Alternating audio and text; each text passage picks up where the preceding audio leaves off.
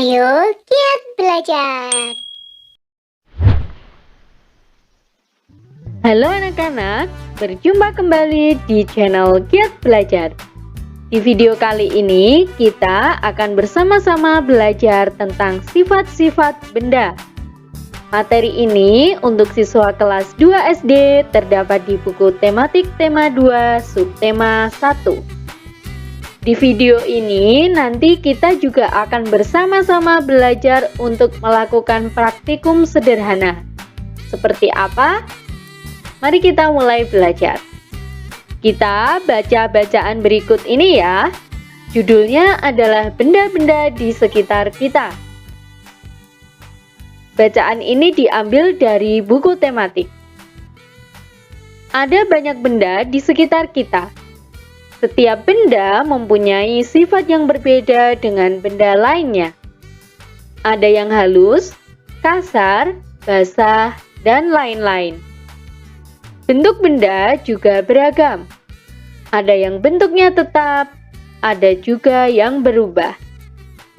Nah, anak-anak, sifat benda ada yang halus, kasar, basah, dan lain sebagainya. Benda yang halus contohnya apa ya? Anak-anak tahu kapas ya? Ya, kapas, kain itu adalah contoh benda yang halus. Kemudian, untuk benda yang kasar contohnya adalah pasir ya. Selain itu, permukaan kulit kayu itu juga benda yang kasar.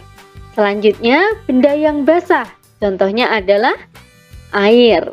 Ya, benar sekali. Kemudian, bentuk benda juga beragam. Kita amati benda-benda yang ada di sekitar kita bermacam-macam bentuknya ya, anak-anak.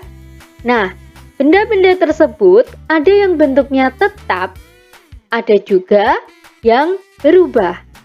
Benda apa saja yang bentuknya tetap dan benda apa saja yang bentuknya berubah, mari kita pelajari di dalam praktikum atau percobaan.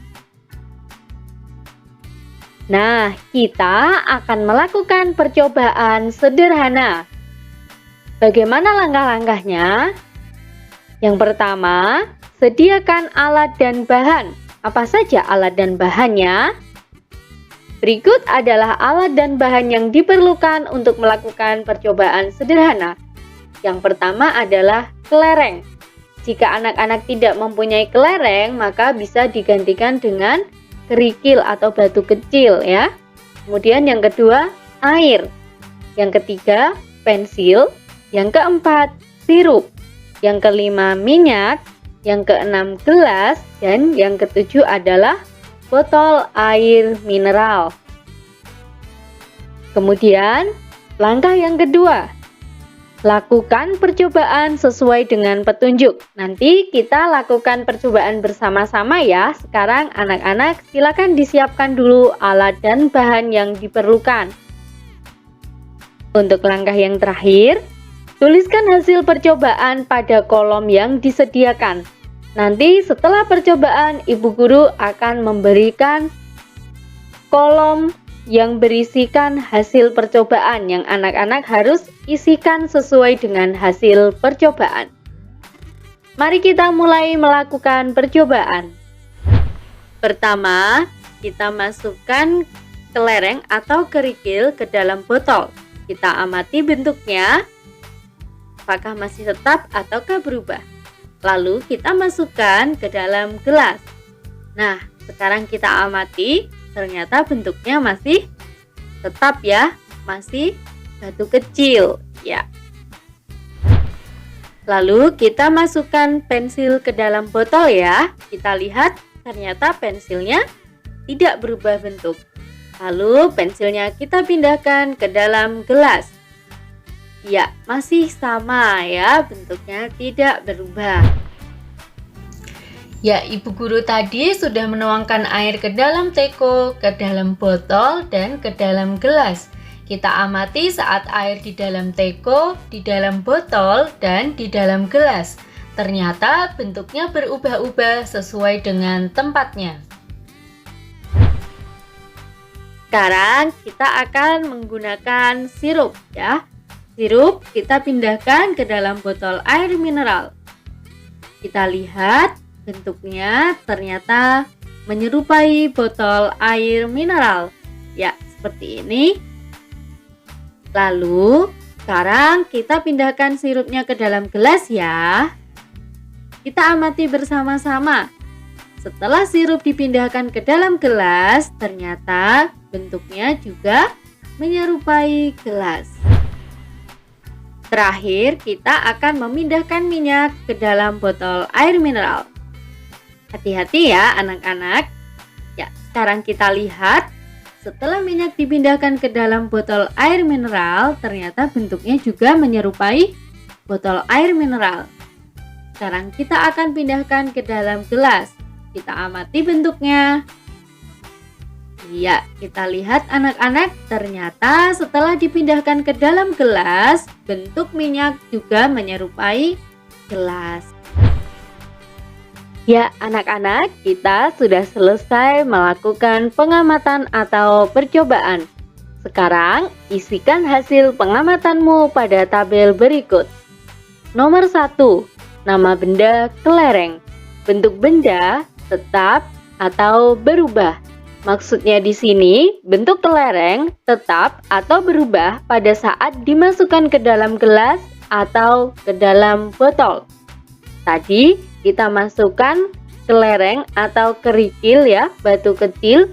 Ketika dimasukkan ke dalam gelas ataupun botol mineral, maka bentuknya adalah tetap. Benar sekali. Kemudian air. Ketika air dimasukkan ke dalam botol maupun gelas, maka bentuknya berubah ya anak-anak. Ya, bentuk air berubah menyerupai wadahnya.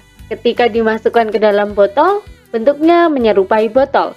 Ketika dimasukkan ke dalam gelas, maka bentuknya pun menyerupai gelas. Kita lanjutkan nomor 3. Pensil.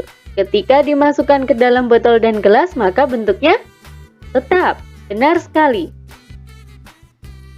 Kita lanjutkan untuk yang nomor 4 adalah sirup. Ketika sirup dimasukkan ke dalam botol maupun gelas, bentuknya bagaimana?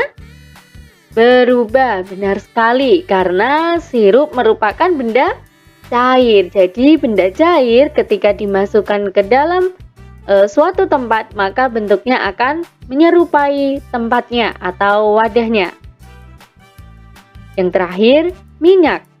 Ya, minyak ini juga merupakan benda cair, sama seperti air dan sirup. Maka jika dimasukkan ke dalam tempat atau wadah, maka bentuknya akan berubah menyesuaikan dengan wadahnya. Baik, mudah sekali ya anak-anak dan sangat menyenangkan percobaan kita hari ini. Sekarang saatnya kita menuliskan kesimpulan. Berdasarkan kegiatan ini, apa yang dapat kamu simpulkan? Tuliskan simpulanmu pada kolom di bawah. Ya, jadi anak-anak, dalam praktikum ini kita mendapatkan kesimpulan, yakni benda padat bentuknya tetap dan benda cair bentuknya berubah-ubah sesuai dengan wadahnya. Sampai di sini pembelajaran kita hari ini. Semoga anak-anak selalu semangat belajar dan jangan lupa untuk like, subscribe, dan komen di channel Giat Belajar. Sampai jumpa di video selanjutnya. Dadah!